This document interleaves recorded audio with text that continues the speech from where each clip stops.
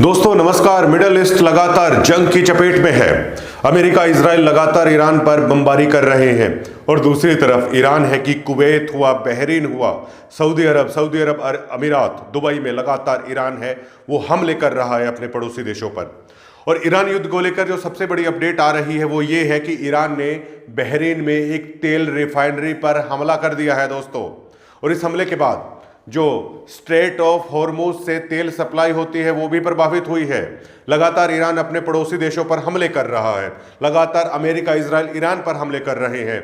और आपको पता होगा दोस्तों, ये लड़ाई अब मिडल ईस्ट से निकलकर IRIC जो ईरान का एक युद्धपोत था उसको भी अमेरिका ने टॉर्पीडो से डुबो दिया था। इसके बाद लगातार सवाल उठ रहे थे कि आखिर प्रधानमंत्री नरेंद्र मोदी की इस मुद्दे पर चुप्पी दोस्तों कब टूटेगी। लेकिन नरेंद्र मोदी की भी चुप्पी इस मुद्दे पर टूट गई है। पहली बार प्रधानमंत्री नरेंद्र मोदी ने इस जंग पर खुलकर कहा है।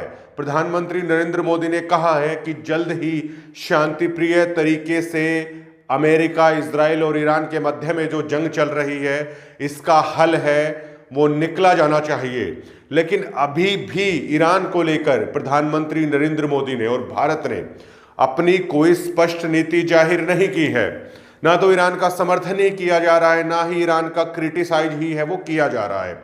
इसे भारत की बदलती हुई रक्षा नीति के तौर पर भी है दोस्तों, वो देखा जा रहा है। लेकिन भारत के सामने जो सबसे बड़ा संकट आन खड़ा हुआ है वो ये है कि केवल 25 दिनों का ऑयल रिजर्व भारत के पास है। और जो युद्ध के हालात हैं, हालांकि बेशक से ट्रंप ये कहें कि 4-5 हफ्तों में इस युद्ध का हल है वो निकल जाएगा, लेकिन ऐसा लगता हुआ नजर नहीं आ रहा है। क्योंकि जंग में जाना बेहद आसान होता है दोस्तों, जंग से निकलना किसी के हाथ में भी नहीं होता है। और ईरान लगातार इसी स्ट्रेटजी पर काम कर रहा है। और अब तो आर्थिक रूप से आंकड़े भी सामने आने लगे हैं इजराइल के उस बयान के बाद भी कि हर रोज $2.5 मिलियन से ज्यादा का खर्च है वो इस जंग पर आ रहा है दोस्तों। तो जाहिर तौर पर आर्थिक तौर पर भी ये जंग बड़े नुकसान का सौदा साबित हो रहा है अमेरिका इजराइल के लिए। और सबसे बड़ा सवाल ये खड़ा हो रहा है कि अमेरिका इजराइल लगातार अपने B-2 बॉम्बर से ईरान के जो ड्रोन ठिकाने हैं, जो मिसाइल ठिकाने हैं, उन पर लगातार बम्बार्टमेंट है वो कर रहे हैं। इसके पीछे मकसद यही है कि जितनी जल्दी हो सके ईरान के जो ये गुप्त ठिकाने हैं मिसाइल के और ड्रोन्स के, उन्हें नष्ट किया जाना चाहिए। क्योंकि अगर ऐसा नहीं होता है दोस्तों तो ये जंग लगातार लंबी खिंचती चली जाएगी। और अमेरिका नहीं चाहता, इजराइल नहीं चाहता और ना ही वो अफोर्ड कर सकते हैं लंबी जंग के लिए। हालांकि बेशक से ईरान ने ये कहा है कि वो ईरान में अपनी पैदल सेना है, इन्फेंट्री को उतार सकता है, लेकिन ये भी इतना आसान नहीं होने वाला है दोस्तों। क्योंकि ईरान का जो टेरेन है, उसके भौगोलिक हालात है चारों तरफ पहाड़ियों से घिरे हुए हैं, तो ऐसे में बहुत मुश्किल है इन्फेंट्री को उसमें उतारना। और वायुसेना की तरफ से जो लगातार हमले किए जा रहे हैं वो बेहद खर्चे का सौदा अमेरिका के लिए साबित होता हुआ नजर आ रहा है। वो ये आंकड़े बताते हैं। कहा जा रहा है कि ईरान का जो $20,000 का जो ड्रोन है उसको मारने के लिए दोस्तों $40 लाख की मिसाइल है वो लग रही है। ये बहुत बड़ा आंकड़ा है, बहुत बड़ा गैप पैदा करता है जो जंग में खर्च हो रहा है। और ईरान अब समझ चुका है कि उसे इस जंग में केवल बने रहना है, उसे इस जंग में केवल इतना करना है कि इस युद्ध को जितना लंबा हो चले उतना लंबा खींचना है।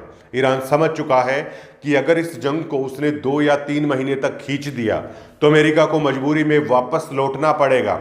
इजराइल के पास कोई रास्ता नहीं बचेगा और इसकी काट भी अमेरिका के पास नजर नहीं आती है। दोस्तों आपको पता होगा अमेरिका की जो भी टेक्नोलॉजी होती है वो बेहद खर्चीली होती है, बहुत महंगी होती है। और अब तो ये भी कहा जा रहा है कि जो अमेरिकन युद्धपोत है उस पर लगातार अमेरिका, माफ कीजिएगा, लगातार ईरान है वो हमले कर रहा है। और अरब सागर में जो अमेरिकन नेवल शिप तैनात थे अब वो बैक होने लगे हैं। और अमेरिका की तरफ से भारत की और अमेरिका के बीच में एक साइन हुआ था जिसमें कि जो भी सैन्य इक्विपमेंट है उसकी रिपेयरिंग को लेकर या उसके रखरखाव को लेकर है वो एक दूसरे के जल क्षेत्र का इस्तेमाल है वो कर सकते हैं। ईरान के हमलों से लगातार परेशान होकर अमेरिका के जो नेवल शिप हैं, जो युद्धपोत है, कहा जा रहा है कि वो अरब सागर में अब पीछे हटने लगे हैं। और कहा जा रहा है कि वो भारतीय क्षेत्र के बिल्कुल करीब में है। इसको लेकर भी लगातार बड़े सवाल उठ रहे हैं। क्या भारत अमेरिका को परमिशन देता है अपने जल क्षेत्र में आने के लिए या नहीं आने के लिए? अगर ऐसा होता है दोस्तों तो ना चाहते हुए भी एक तरीके से भारत अमेरिका का साथ दे देगा और उसके बाद शायद ईरान की नाराजगी है वो खुलकर सामने आ सकती है। तो ऐसे में अमेरिका की ये कोशिश चल रही है। हर दिन अरबों डॉलर का खर्च है वो युद्ध पर आ रहा है। इजराइल इसको लेकर पहले ही चिंता है वो जता चुका है। 20,000 के ड्रोन को मारने के लिए लाखों मिलियन डॉलर की मिसाइलों का इस्तेमाल है वो करना पड़ रहा है। और दूसरी तरफ दोस्तों, ये जंग के सबसे बदतर स्थिति आप इसे कह सकते हैं कि खोमेनी के जनाजे के लिए भी उस कार्यक्रम को भी पोस्टपोन्ड है वो कर दिया गया है, क्योंकि आशंका जताई जा रही थी कि इजराइल एक बड़े अटैक का प्लान कर सकता है जो खोमेनी का जनाजा है उसमें निकाला, जो जुलूस या जनाजा है खोमेनी का वो निकाला जाए, उसको लेकर ईरान है, माफ कीजिएगा इजराइल है वो बड़े हमले की प्लानिंग कर रहा है। तो ऐसे में उसको भी पोस्टपोन्ड है वो कर दिया गया। ट्रंप लगातार कह रहे हैं कि अब बातचीत के सारे दरवाजे हैं वो बंद हो चले हैं और अमेरिका इजराइल की लगातार कोशिश है कि पूरी तरीके से ईरान को नेस्तनाबूद है वो कर दिया जाए। लगातार चेतावनियां जारी करी जा रही हैं कि अगर ईरानी रेवोल्यूशन गार्ड अगर सरेंडर नहीं करते हैं तो उन्हें तबाह कर दिया जाएगा और वो मौत है वो बहुत भयानक होने वाली है। लेकिन इसके बावजूद भी ईरान सरेंडर नहीं कर रहा है, ईरान लगातार लड़ रहा है। और इस युद्ध में ईरान को एक बात समझ में आ चली है कि जो युद्ध में खर्च हो रहा है दोस्तों, जो ईरान को खर्च करना था, जो उसे तैयार करना था, वो उसके अंडरग्राउंड जो बेसमेंट वो बहुत सालों से बनाते आ रहा है, उसका हथियारों का जखीरा तैयार है। लेकिन उसके मुकाबले में अमेरिका और इजराइल जिस युद्ध तकनीक का प्रयोग कर रहे हैं ईरान के ऊपर वो बहुत खर्चीला है। अगर ये जंग लंबी खिंचती है दोस्तों, बेशक से ईरान कितना भी बर्बाद हो जाए, लेकिन अगर ये जंग लंबी खिंचती है तो अमेरिका है, इजराइल है, बहुत नुकसान में आने वाला है। और दोस्तों इतिहास में अगर पीछे जाके देखेंगे, जितनी भी जंग लंबी खींची हैं, अमेरिका कभी भी उसमें से अच्छे परिणाम हासिल नहीं कर पाया है।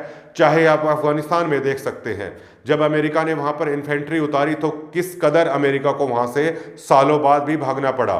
वियतनाम युद्ध के दरमियान अमेरिका उसके खौफनाक जो रिजल्ट है वो देख चुका है, किस तरह वियतनाम में इन्फेंट्री उतारने के बाद अमेरिका को वहां से निकलना मुश्किल हो चला था।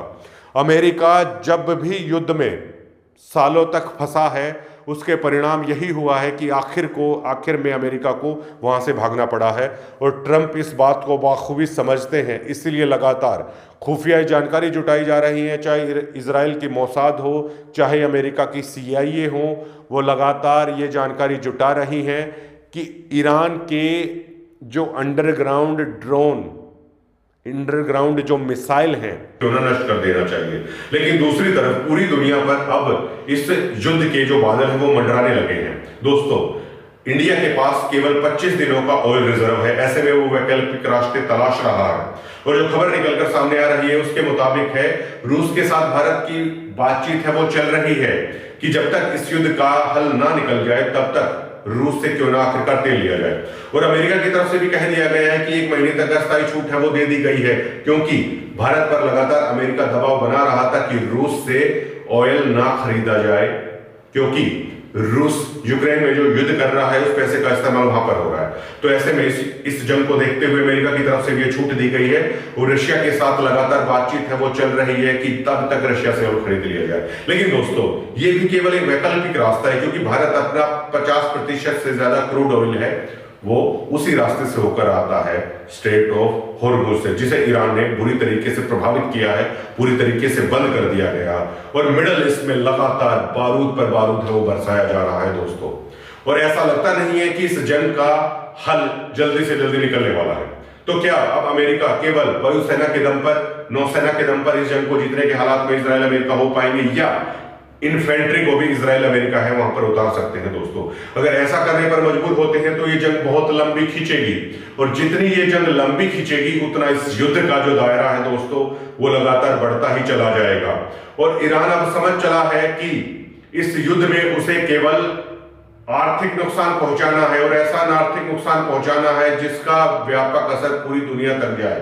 इसका उदाहरण कल बहरीन में जो ऑयल रिफाइनरी है उस पर ईरान ने बहुत बड़ा हमला किया था, उससे जो ऑयल शिपमेंट वहां से निकलते हैं उस रिफाइनरी से वो बहुत प्रभावित हुआ है।